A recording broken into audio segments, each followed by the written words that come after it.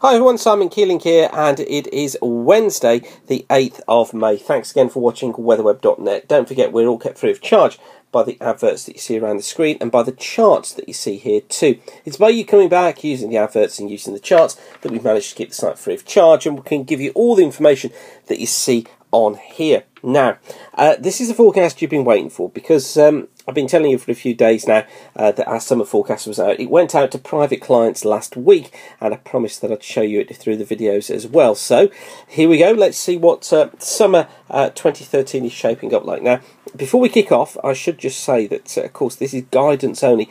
Anything can change, and we revise this forecast all the time. But this is just to try and give clients an indication as to where we think conditions are going to go and how we think the weather pattern is going to develop. It's not a forecast, it is simply guidance.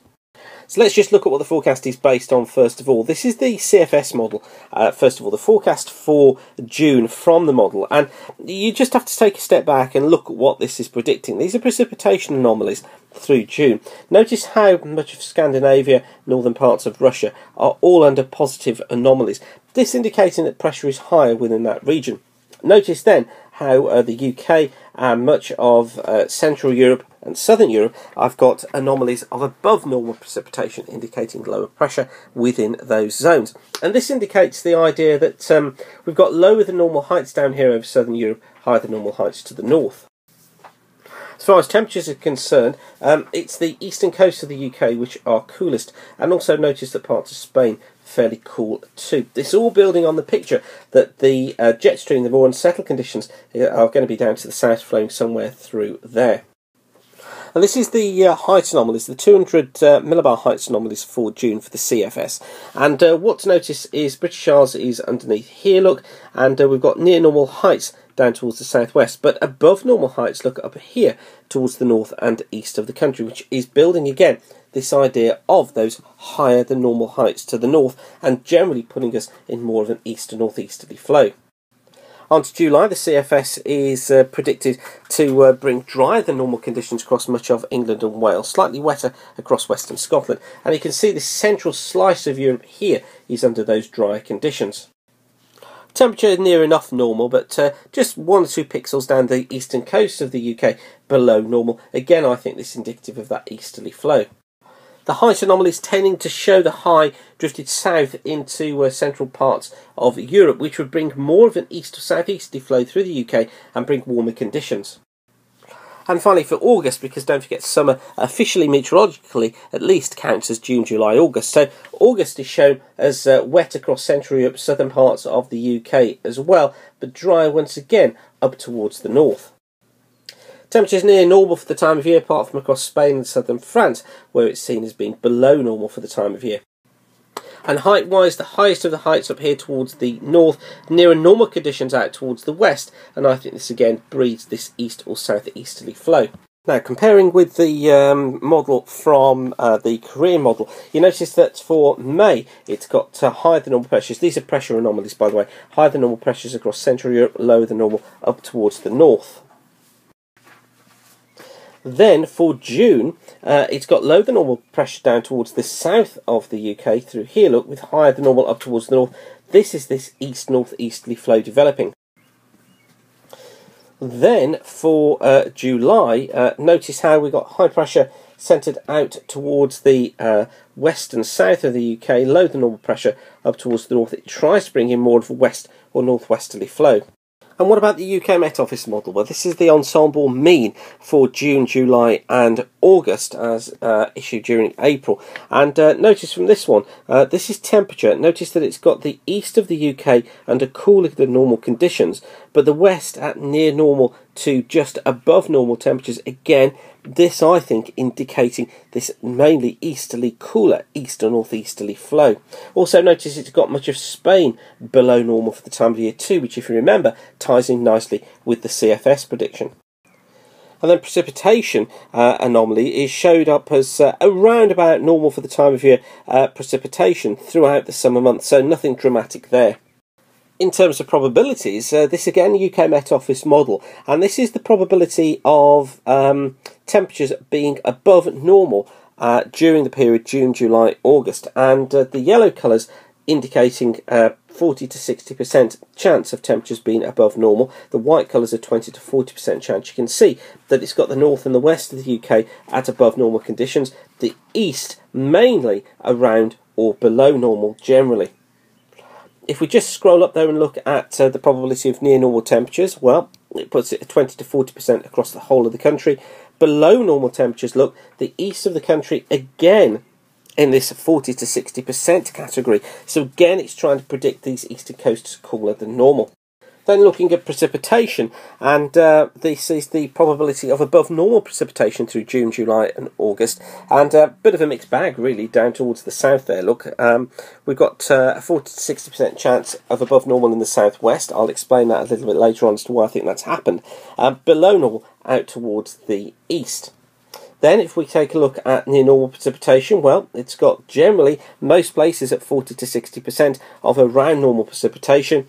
Below normal precipitation everywhere across the UK, 20 to 40%. So it's certainly seeing precipitation probably around about normal through the summer months. And then finally, before we get on to the actual summer forecast, this is the output from the Japanese model. This is for June, and it's showing lower than normal pressures, look, across most of the UK with those blue colours, but above normal up towards the north here. So we've got below normal to the south, above normal up towards the north, indicating that high pressure again towards the north of the country. And then the forecast for July, well, that one again is trying to build in the high pressure across the southern parts of the country with low pressure up towards the north. Well, it's all very nice looking at these various different models and seeing what each one of them is saying, but what does it all mean? Well, I spent a fair amount of time trying to get the forecast together for summer 2013. This is as it was issued on the 26th of April, so during the last couple of weeks, and this is what I think is going to happen. Taking you first of all from the east of the country, I think across eastern coast we are going to see temperatures of around 1 to 2 degrees Celsius below normal generally through the summer months. I think we'll get 80% of sunshine and about 50% of normal rainfall there. I think the dominant pattern for the summer is going to be high pressure up towards the north of the country and low pressure down towards the south. Now, through the central parts of England, running up through central parts of northern England and also eastern Scotland, here I think temperatures are probably around or just above normal through the summer period. I think we're going to see normal sunshine. I think 30 to 40% of normal rain, although I'm tempted to change that a little bit to bring those figures up a little bit now. And I do think that in the south and west of that region we could see near 50 to 60% of normal rainfall, perhaps a little bit more than that. But I think that's going to be late July into August. Now for Wales and for Northern Ireland and for Western Scotland, this is where I think we're going to see the warmest of the weather. 2 to 4 degrees Celsius above normal here. I think 120 to 140% of normal sunshine and probably only 20 to 30% of normal rainfall. Given the east and northeasterly flow, I think those areas probably fare best. And then finally for the southern half of Ireland, southwestern parts of Wales, southwestern England, and I think probably now we'd likely extend that line somewhere through here. As I said, the forecast is always evolving and changing, but I think for that area we're looking at 2 to 4 degrees above normal for the time of year through June and probably July, July being the best of the months, with 100 to 120% of normal sunshine and 20 to 30% of normal rainfall. However, I think we are going to see this breakdown coming through late July into August, and I think then we probably see a fall in temperature, so it's 1 to 2 degrees above normal, 70 to 80% of sunshine as that cloud and rain moves in, and then 100 to 110% of normal rainfall. So what I actually think the pattern of the summer will be is that much of June and probably much of July are generally fairly dry for many areas. But I think what's going to happen is that late on in July and into August, we're going to find a change in conditions. Then what we're going to find is that things become wetter. And I think the reason for that is that we're in Atlantic hurricane season.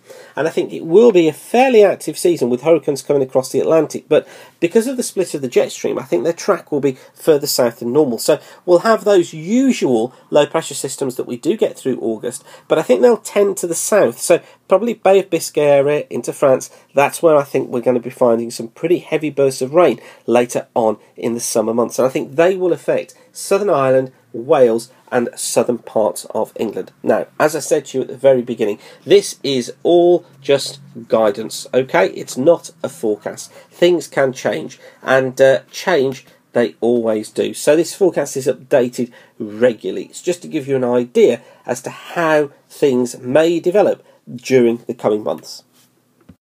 So hopefully that's been a useful forecast for you. Don't forget to spread the word about it, to tell your friends about it. They can all come along and have a look. Of course, what I don't want is you pointing the finger of blame if it does go wrong, saying you said that it was going to do this. I haven't said that at all. I've just said this is the guidance that we're getting from the models at the moment. This is where it's most likely to go.